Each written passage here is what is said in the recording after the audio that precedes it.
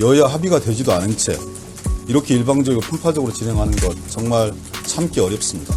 여당이라 하더라도 위원장은 공정성과 평정심을 가지고 이런 상황이 초래된 것에 대한 심심한 유감 표명을 하고, 그리고 야당을 끌어들이는 것이 그것이 합당한 그런 회의 진행 방식일 테인데, 저런 상태에서 어떻게 회의를 운영을 하자고 합니까? 상황은 여러분들이 다 지켜보셨으니까 따로 설명드릴 필요는 없을 것 같습니다.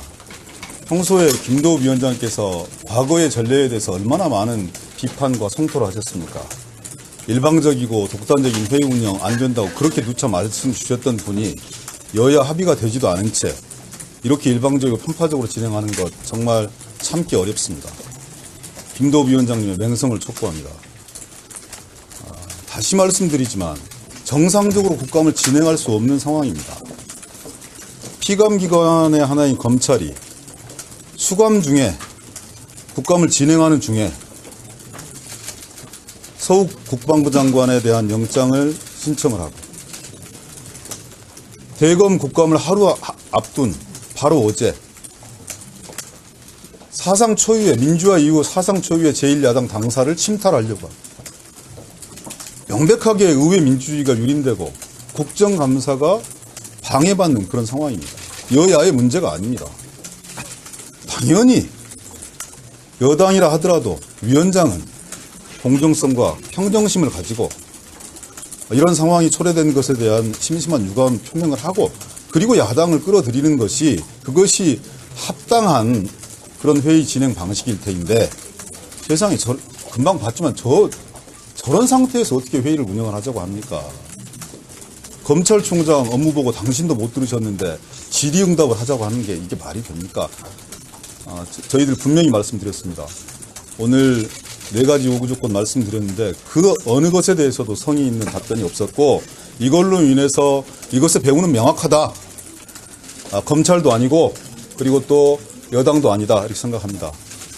용산 대통령실에 계시는 분에게 우리들의 입장을 분명하게 전달하기 위해서, 그리고 이런 편파적인 정치 기획 수사를 중단할 것을 요청하는 그 공개 서한을 전달하기 위해서 우리 지금 법사위원들 모두가 용산 대통령실 앞으로 갑니다. 4시 반에 여러분 다시 뵙겠습니다. 이상입니다. 고맙습니다. 질문 안 받으시나요? 예, 혹시 아까 그 김도우 위원장님한테 수사관 이런 말씀 하셨던 거 같은데 이게 어떤 맥락에서 나오는 얘기인가요? 뭐라고요? 김도우 위원장님한테 수사관. 죄를 짓지 말아야지.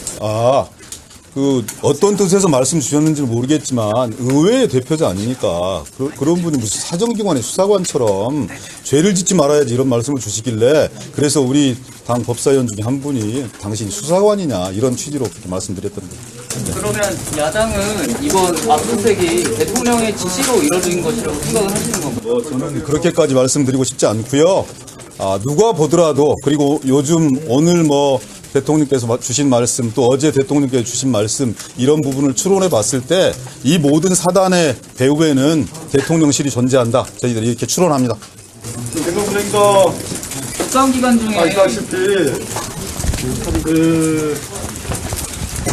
우리는 검찰공화국으로 규정을 하고 이러한 권력기관을 총동원한 전 정부 탄압수사, 표적수사와 감사, 그리고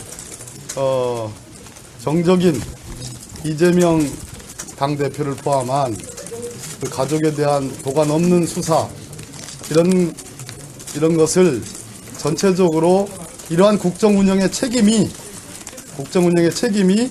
윤석열 대통령에게 있다, 이런 말씀입니다. 그렇기 때문에 오늘 항의하기 위해서 가기로 한 거지. 검찰총장을 상대로 질의하려는 위원장의 발언에 대해서 어떻게 생각하십니까? 제가 다시 말씀드렸습니다. 정상적인 국감이 진행되기 위해서, 민생국감, 정책국감이 진행되기 위한 최소한의 전제 조건은 사정기관의 중립성과 독립성을 확보해 주는 겁니다.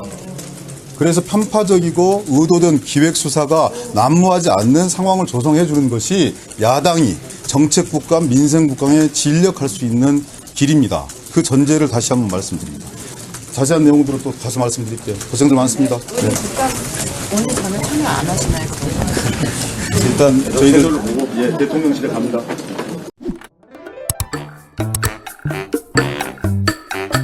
네.